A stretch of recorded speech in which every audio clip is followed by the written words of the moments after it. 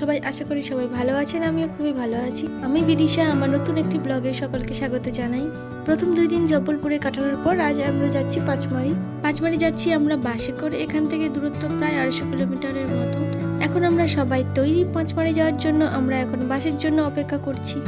রয়েছি এখন বাসের মধ্যে। চারিপাশের এই সুন্দর সবুজে মোড়া পরিবেশ দেখতে বেশ ভালোই লাগছিল। এই যে সামনে এখন দেখতে পাচ্ছেন আখের ক্ষেত, আর সঙ্গে আখ মাড়াই করে গুড় তৈরির প্রসেসও চলছে এখানে। এরপর আমরা বাসের মধ্যেই নাচানাচি করছিলাম যাতে সবার বোরিং না ফিল হয়। বেশ এনজয় করতে করতে আমরা যাচ্ছিলাম পাঁচমারির দিকে। আমাদের বাস ছেড়েছিল প্রায় সকাল 9টার দিকে, কিন্তু আমরা পৌঁছেছি প্রায় রাত্রি 10টা বেজে গেছে। 12 ঘন্টার মতো আমাদের লাগলো রাস্তাতে। আমার মনে হয় জব্বলপুর থেকে পাঁচমারি যাওয়ার জন্য ট্রেন ধরে যাওয়াটাই বেস্ট। হয়তো আমরা এরও আগে পাঁচমারি পৌঁছতে পারতাম, কিন্তু স্যারেরা যেই গাড়িতে করে আসছিলেন ওই গাড়িটা খারাপ হয়ে যায়, তার জন্য আমাদের এতটা দেরি হয়ে গেল। মাঝপথে একটা জায়গায় আমাদের খাওয়ার জন্য গাড়ি দাঁড় করানো হয়েছিল। দেখুন এখানে কত আখ রয়েছে। আমি এখানেই প্রথম দেখলাম আখ থেকে কিভাবে গুড় তৈরি হয়। আমরা এখান থেকে কিছু আখ খেয়েছিলাম, খুবই মিষ্টি ছিল, আর কিছুটা পরিমাণ গুড় কিনে নিয়েছিলাম বাড়ির জন্য।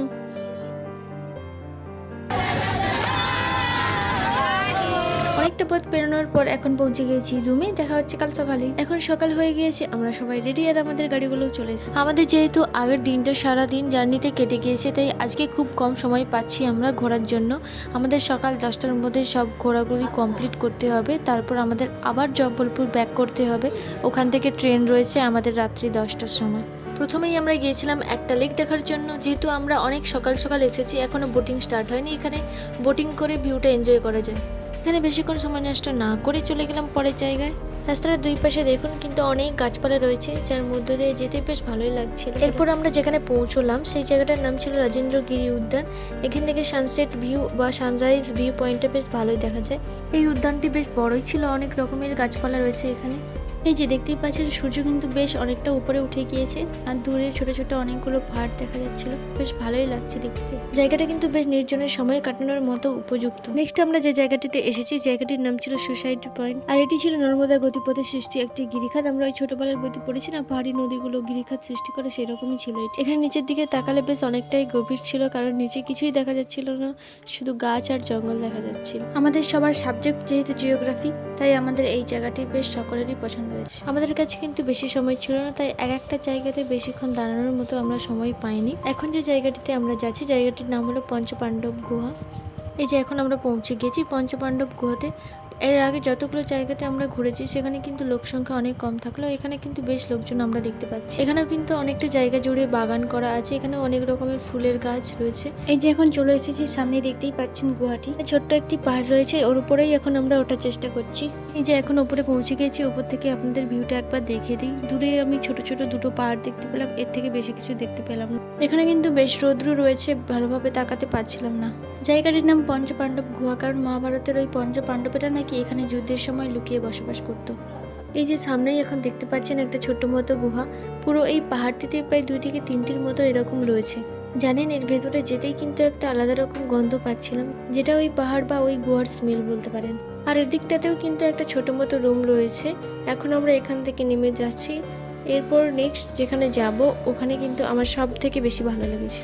তো ভিডিওটির সঙ্গে থাকুন, দেখতে থাকুন। আশা করি অবশ্যই আপনাদের ভালো লাগবে জায়গাটি।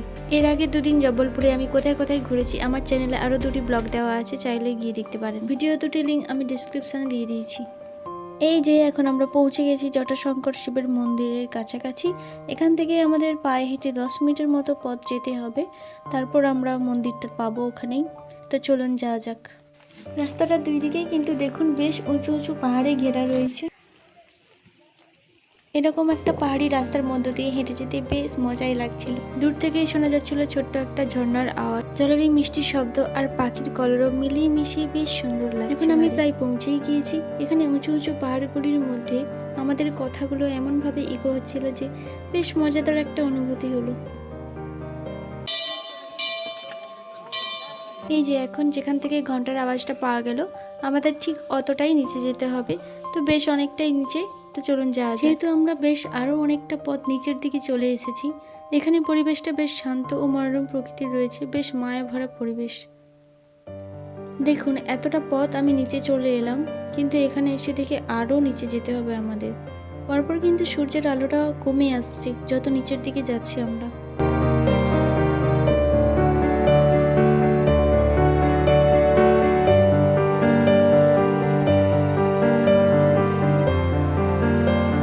বাবা রে, এতটা নিচে মন্দিরটা হবে প্রথমে তো ভাবতেই পারিনি।